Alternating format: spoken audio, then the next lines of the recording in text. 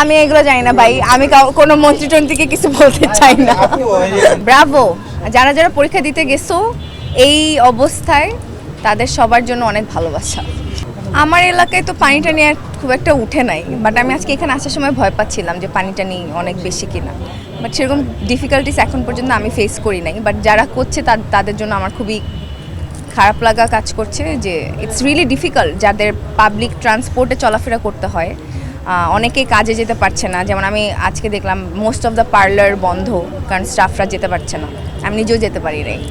So I hope and pray যেন সিচুয়েশনটা তাড়াতাড়ি ঠিক হয়ে যায়।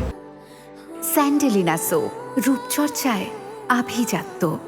ব্রাভো, যারা যারা পরীক্ষা দিতে গেছো এই অবস্থায় তাদের সবার জন্য অনেক ভালোবাসা। হ্যাঁ, বিষয়টা হ্যাঁ অমানবিক তো বটেই, তাহলে তো এটাও অমানবিক, আজকে অ্যাওয়ার্ড শোটা না হলেও তো হইতো, আমরা তো আসছি তাই না। So life goes on. আমি একটা ওয়েলনেস সেন্টার করতে চাই নারীদের জন্য, যেখানে সাইকোলজিক্যাল থেরাপি থেকে শুরু করে ওয়েলনেস, এবং আমরা তো নারীরা অনেক ধরনের মানসিক স্টেটের মাধ্যমে, মানে প্রত্যেকটা মানুষ, শুধু নারী না, পুরুষ নারী সবাই, অনেক কথা থাকে যেগুলো আমরা আসলে সবাইকে বলতে পারি না। সো আমি একটা ওয়েলনেস সেন্টার খুলতে চাই যেখানে সবাই সবার মনের কথা শেয়ার করতে পারবে উইদাউট এনি জাজমেন্ট। হ্যাঁ, বার্তা বলতে ওভাবে কোনো বার্তা নেই, আমি চাইবো সবাইকে যেন সমান অধিকারটা দেওয়া হয়।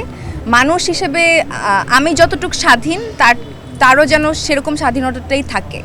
তার ক্ষেত্রে যেন কোনো রুলস বরাদ্দ করে দেয়া না হয় যে না তুমি এটা পারবে না। সবার সমান অধিকার থাকা উচিত, এটাই আমি বলবো।